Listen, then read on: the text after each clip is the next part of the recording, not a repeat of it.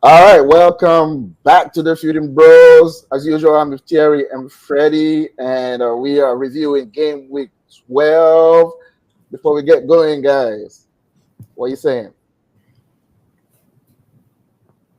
Go, we're good, man. We're good. We're good. I'm good at least. But yeah, it's been nice to have the football back after the international break, and new seeing new things with Manu as well. So been waiting to see what he was gonna do. So yeah, it's been good, man. It's been good. Yeah, looking around at the other leagues as well, see how those are progressing. But yeah, what about you guys? All good on my side, all good. As you say, football is back after this long break, so just happy to get the Raven back as well with Feuding Bros. Get these reviews out there for you people. So yeah, show us some love. Yep, yep. Oh, for sure. Yeah, glad to be back. Glad to be back. Okay, guys, as usual, just like, share, comment, and press that notification bell. And yeah, just let us know what you want us to talk about. All right, without further ado, let's get into it. And I think this week there's only one place to start, and it's at the Etihad with Tottenham absolutely smashing the champions 4-0 on their turf. Two goals from birthday boy Madison. Guys, what a surprise. Oh, that was a massive surprise, man. And how happy did that make for the weekend? Like all weekend, I was just happy that City got spanked. Finally, a spanking worthy of being called a spanking. Like there was just no debate there. City never found themselves to this game, and even when they did have a few passes here and there, it never looked like they were going to do anything. When you see Alan pretty much missing sitters, you know it's not his day, and we've seen him on this kind of days where nothing goes in pretty much. So you just start to question where is the goal gonna come from, and the answer was simple: nowhere. There was no goals. There are no goals to offer this weekend, and wow, credit to Tottenham. Man. They are they are so Spursy. Like that's the word, man. There's just no better word for that. They It's are a, so it's a Spursy. history. It's a history. Choosing They're probably going to lose next week. Yeah, exactly, yeah. exactly. Whoever they're playing against, they might lose that game because right now they're Yeah, gonna ride could be this. anybody. Yeah. Yeah, they're just gonna ride this high for forever, and you know, not do anything. Like that's it. That's the job done for another month or so. Yeah. Freddie, I'm going to cut you off real quick. Your sound is a little bit crackly, so just try to fix that. And I'm just going to go Okay. to Terry while you do that, okay? Yeah, but like just like what Freddie was saying, it's. I was surprised. I was. I didn't know what to expect with this game because obviously City with the four games in a row where they've been losing but at least like they.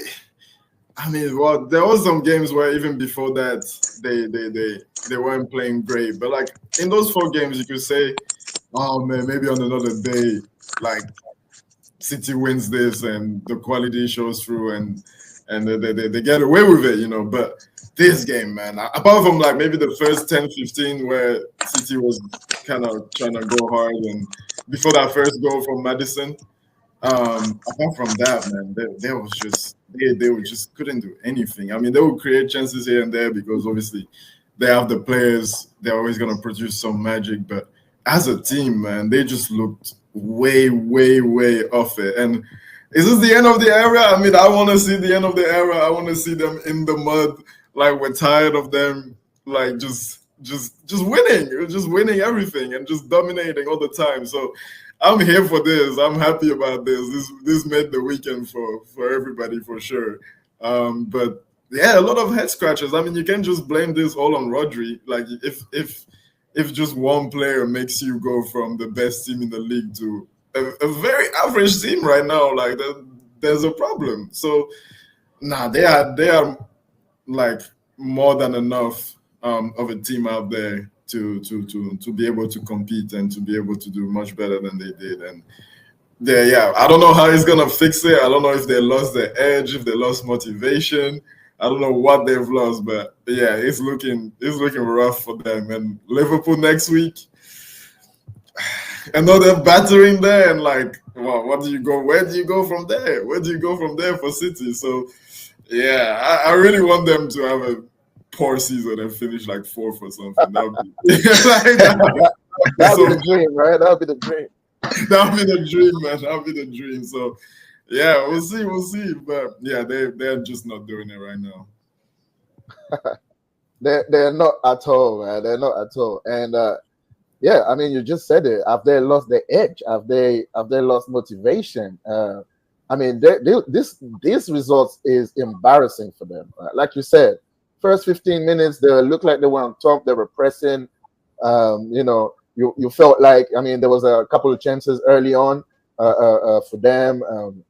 I think Haaland missed a couple. Yeah. And you just thought, oh, it's going to be a long day for Tottenham. But yeah, after the first goal from Maddison, it was just an onslaught from Tottenham. And I got to give kudos to Tottenham as well, and kudos to to the manager. What's his name again? Big Ange. Because for once, I see that he's coaching. He's finally coaching. He's got a different side to him. You know, I mean, it's all fun and games to go gun ho, but like, I mean, at the end of the day, you have to switch it up sometimes. And I felt like he did it well this time. I mean, they were more conservative, and then they just took their chances. They just went out in a counter attack, and just Kulusevski, man. Whoa, I don't know what this guy did.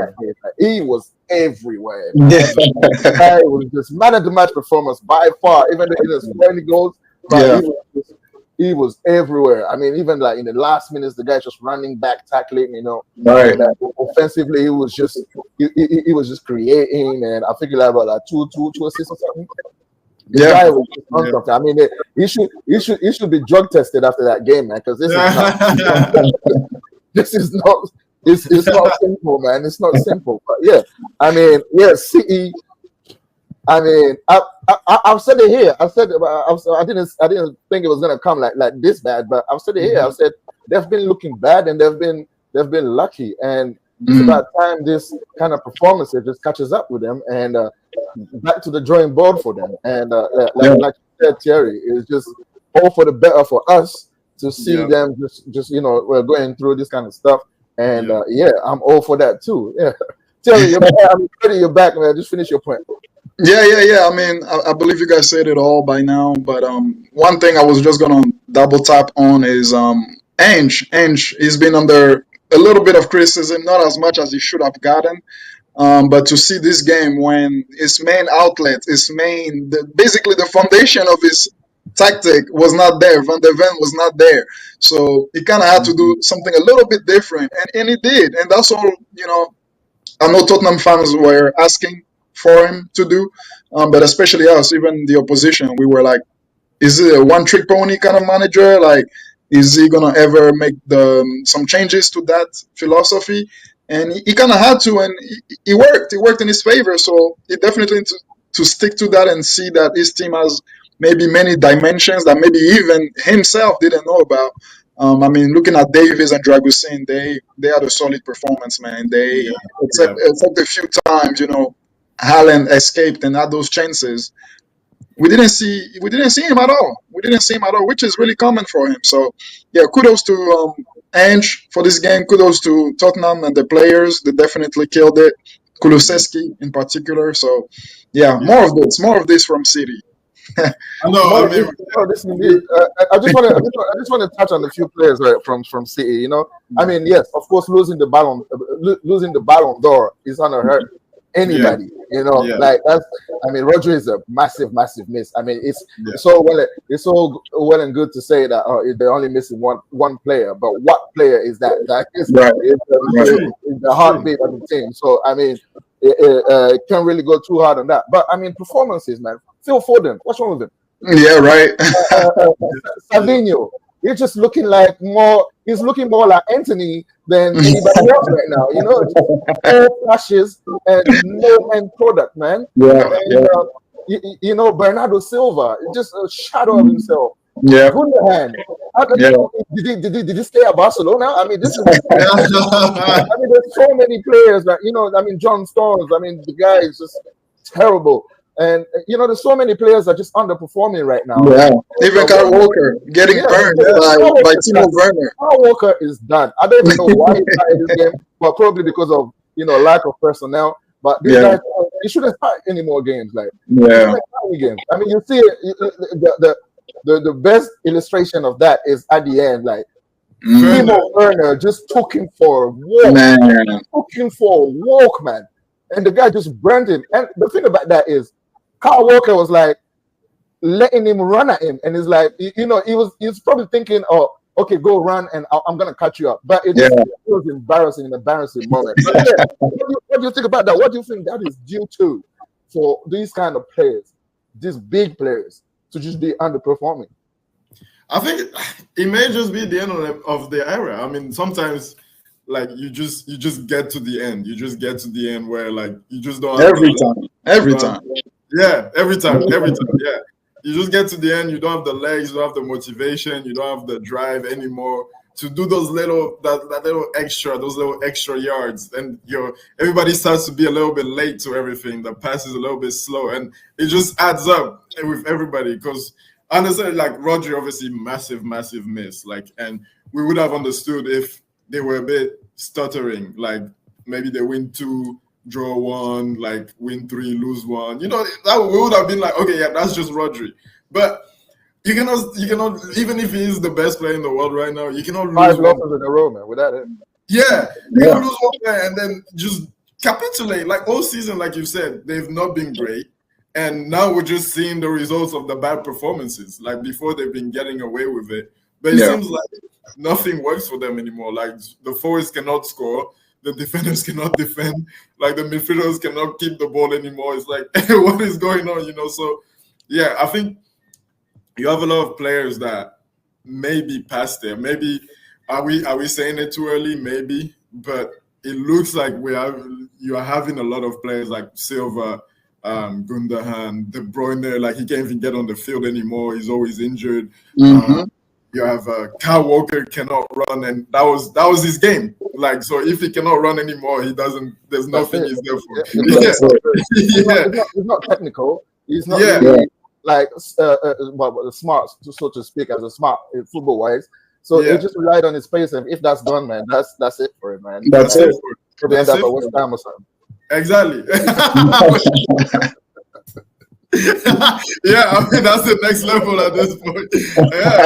So that's what it is. I think like it looks like again, it's match week 12, so maybe they might turn this around and shut us all up. I doubt it, but it looks like you have a lot of players that are winding down and not enough players that are on the come up. You have Doku that's just very raw. Like Savinho looks like he's gonna be another Doku.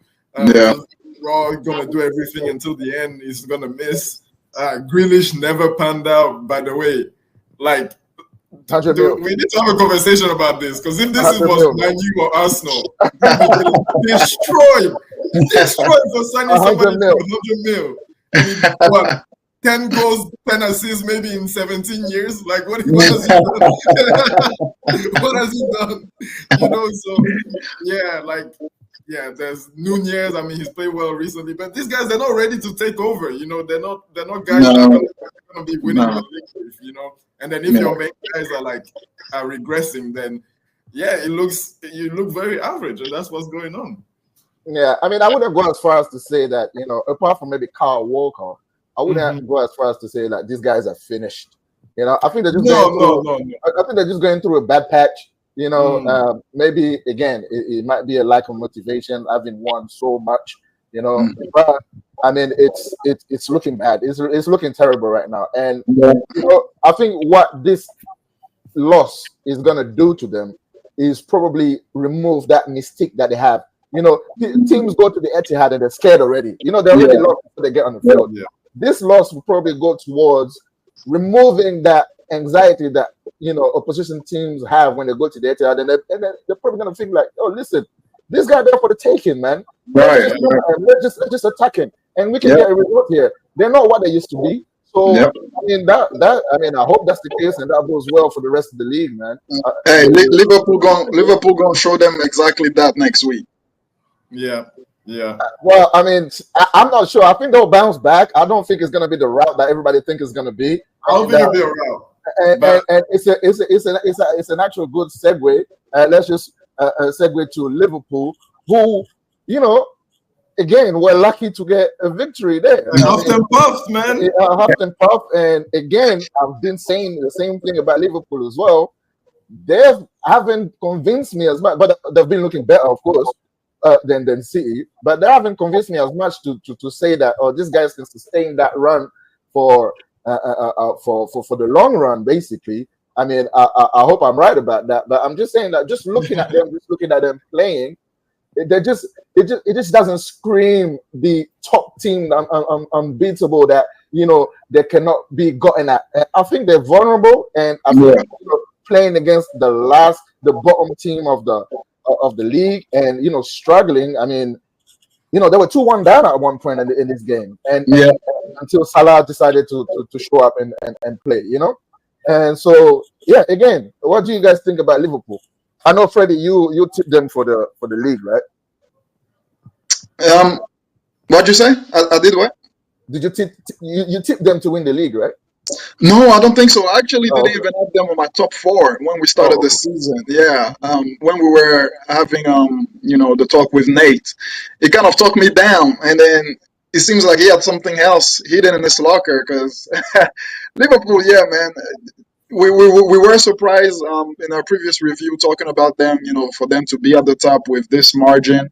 And we did talk about it. We did say that they're not convincingly amazing this year. Like, it's not like, you know, they're unbeatable, as exactly as you said. They look like they have a lot of weaknesses to them, but it's like not no team has yet to exploit it to what it is, right? So they're still winning games, even when, you know, it looks like they shouldn't. You know, even when they don't even deserve it, they win. And I do think that's a good place to be as a team, because, you know, you can always turn on the switch and then go into the next gear from what, you know, they're showing so far. They haven't even had to do that just yet. So I'm really hoping to see that against City next week, where they're going to go cold-blooded and go for, you know, just go and mold them pretty much, right? That's what I'm hoping they do.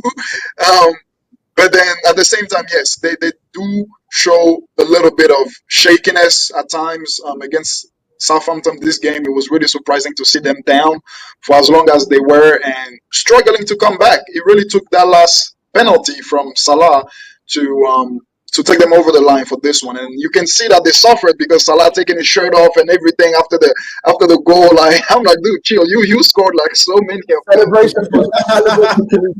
Where is the celebration police? For real, he messed up a lot of things doing that. Getting a yellow and everything. Like, we've seen them abs already, bro. You don't need to do all of that. You know, like, they are very unconvincing in their approach so far, but they're still winning. They're still dominating to a certain extent. They don't look like they're gonna fall apart anytime soon, though, and I think that's one of their strengths at the moment. But yes, they're still in the gray zone, but I don't see anybody better. To be honest, in the leagues at the moment. That's a good point. That, yeah, I don't think there is any nobody is playing better than them, but they're not playing great. And I don't think they've like you said, they haven't hit their ceiling or potential yet. But like the other teams, I mean, Man City is just obviously, like as we just talked, is in disarray. Arsenal haven't hit their ceiling yet. Chelsea, we don't know if they can get better than this or if this is their ceiling already. And the rest, like, nobody's really like playing that well, you know. Like, you'll have teams like Tottenham that play well a little bit and then lose. Even Villa as well, they'll play well some games and then they'll have bad patches. So they're just doing enough. Liverpool right now, they're doing enough. I do agree that I don't see them like imploding, but there is a lot of question marks. That's why when people, obviously before the break, and there's still the 9 points gap between them and Arsenal, and hearing people saying the title race is over and all that, I didn't quite feel that yet. I didn't quite feel like it is done, just because Liverpool is as leaders, they don't look like they can sustain this. At least for me, I don't think they're gonna implode and like completely crash or anything like that. But I do think they will have a little patch at least where they might draw and tie, or they might draw and lose a couple games here and there, and have at least Arsenal will come back into the race, I think, at some point. And maybe Man City will wake up and not fall completely off and still be there or thereabouts. So yeah, Liverpool, they do enough. I mean, they have like the second best front line in the league, so they're always gonna be able to have that potential to get bailed out when they're playing well, because you have guys that can do stuff on their own and literally win you the game out of nowhere. So that's what's been going for them lately, and but they need to improve. I don't think you can sustain this, because I feel like every game, even the games where they do play well and they do win, it's never like that they just suffocate the other team and win the game peacefully. There's always like a good 15, 20 minutes, 25 minutes where they're just all over the place a little bit, and then they'll figure it out again. So I don't know if you can do that every time, because at one point you're gonna get punished, and when you start getting punished, it feels like you get punished every time after that. So we'll see how they go. But for now they're deserving just about of being at the top.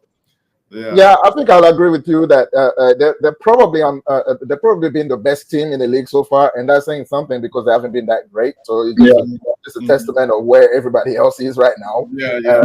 But yes, I think they've been that step above everybody else. But again, it hasn't been impressive, and as well, maybe again is being a new manager in the league, you probably get that grace period for a while, and then people start figuring you out, and that's when everything starts crumbling for you. I hope that's the case for them. I mean, at the end of the day, just like you said, they're getting results. And that's the main thing. That's all you can do. But just like we've seen against Nottingham Forest when they lost 1-0, when it doesn't work up front, then you're gonna have problems, because like you said, you cannot just huff and puff through games and then just wait for have 10, 20 minute spells where you just go gung-ho and then, go back again and, trying to preserve the lead.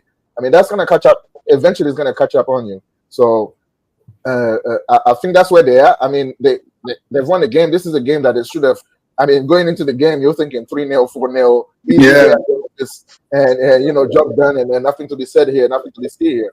But again, this shows the struggle. And I think next week, I know they're playing at home against City, but that's going to be a big game, and that's going to be a litmus test for where they're at. I mean, if they go through that game and win that game convincingly, then I'll be like, okay, we can talk about them as being leaders and maybe favorite for the league. But I'll have to see what they do against City, and to see where they actually at. And they have a couple of tough games. I know Newcastle lost today, but I mean, after City is Newcastle away, and Newcastle away is usually a tough day. And in between that, they're going away to Real Madrid. So what kind of toll that's gonna have on a team? And I mean, as long as Salah is performing like he is right now, I mean, the guy has been non-existent for 80 minutes and then just pop up. You know what I mean? As long as you have that in the team, I mean, the sky is the ceiling basically. So I mean, they're going through the motions right now. They're getting results, and that's pretty much what we can say about them. And I mean, hopefully that stops pretty soon.